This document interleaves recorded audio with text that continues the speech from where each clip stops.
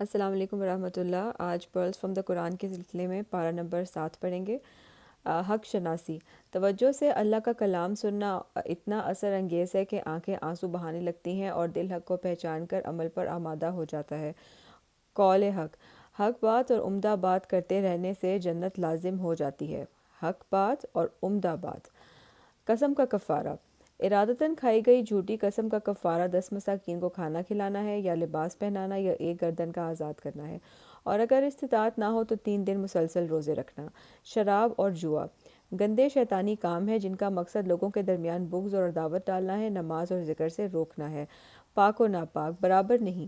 زندگی میں پاکیزہ کا انتخاب کرنا، کیونکہ اللہ طیب ہی قبول کرتا ہے۔ ہر حرام سے بچنے کے لیے دعا پڑھنا، اللہ مغفرنی بحلالک عن حرامک و اغننی بفضلک عمن سواک، بہت ہی بہترین دعا ہے، اس کو ضرور پڑھتے رہنا چاہیے حلال رزق کے لیے۔ غیر ضروری سوال۔ دین سیکھنے کے لیے ضروری سوال کرنے میں ہی بھلائی ہے، غیر ضروری سوال کر کے دین کو مشکل نہیں بنانا۔ اپنی فکر۔ انسان کی کمزوری ہے کہ وہ اپنی غلطی نہیں دیکھتا، تو سب سے پہلے اپنی اصلاح کرنے کی فکر کرنی چاہیے اور اس کے بعد دوسروں کے فالٹس دیکھنے چاہیے۔ عیسیٰ کی تعلیمات علیہ السلام۔ شرک سے پاک ایک اللہ کی عبادت کی تعلیم جو میرا اور تمہارا رب ہے۔ سچ کا فائدہ۔ قیامت کے دن سچوں کو ان کی سچائی کے بدلے جنت، اللہ کی رضامندی اور بڑی کامیابی ملے گی۔ الانعام سورت شروع ہوتی ہے، اس کے بعد سورت کا مرکزی جو موضوع ہے وہ توحید ہے۔ پوشیدہ اور ظاہر۔ اللہ ہر حال اور عمل سے واقف ہے، اس لیے چھپ کر بھی غلط کام نہیں کرنا۔ اول مسلمان۔ اللہ کی نشانیوں پر غور کرنا، شرک سے برات کا اظہار کرتے ہوئے پہلے مسلمان ہونے کا اقرار کرنا۔ تکلیف اور بھلائی۔ اللہ ہی تکلیف دور کرتا ہے اور خیر پہنچاتا ہے، وہ حکیم اور خبیر ہے۔ نعمت کا ملنا۔ شکر گزاری پر نعمت ملنا اللہ کی رضا ہے، جبکہ نافرمانی کے باوجود نعمت ملنا ڈھیل دینے کے مترادف ہے، اور پھر اس کے بعد جب اللہ تعالیٰ رسی کھینچتے ہیں تو پھر پتہ چل جاتا ہے۔ سماعت و بصارت۔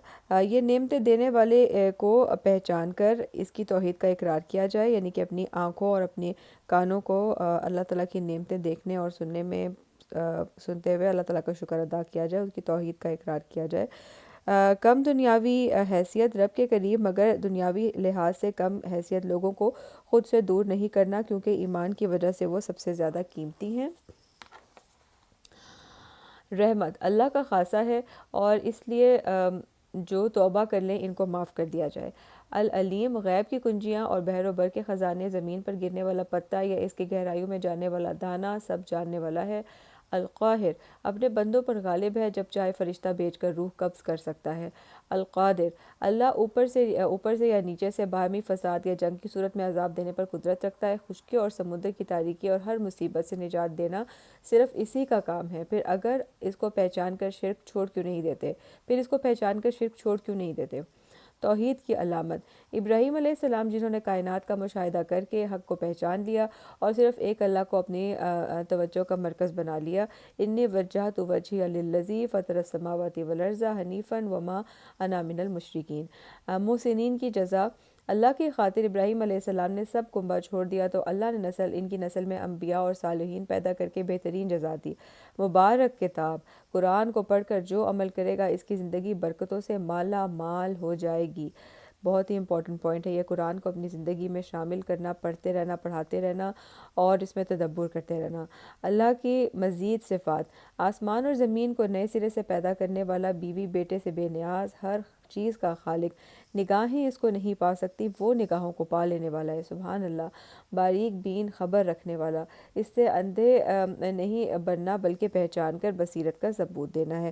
تو آئیے اللہ کو اس کی آیات اور صفات کے ذریعے سے پہچان کر خاص توحید کا اقرار کرے، لا الہ الا اللہ۔ تو یہ ہو گیا الحمدللہ پارہ نمبر 7 کمپلیٹ۔ انشاءاللہ کل 8واں پارہ پڑھیں گے۔ فی امان اللہ۔